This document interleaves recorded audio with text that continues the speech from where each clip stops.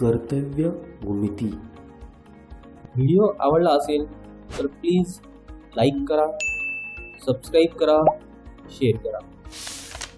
समान बाजूंपैकी एक बाजू व समान कोनांपैकी एक कोन दिला असता समद्विभुज त्रिकोण काढणे.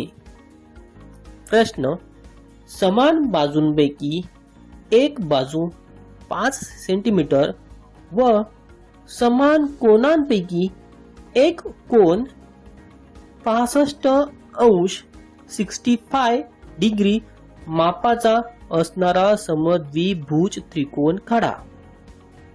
कृती: रेषा BD काढा. 2. बी बिंदूशी 65° मापाचा कोन EBD काढा. 3. BE वर BA बरोबर 5 सेंटीमीटर घ्या.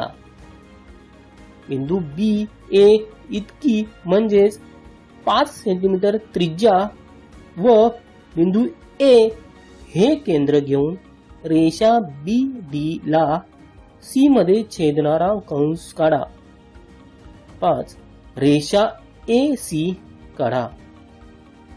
त्रिकोण ABC हा इष्ट समद्विभुज त्रिकोण होय.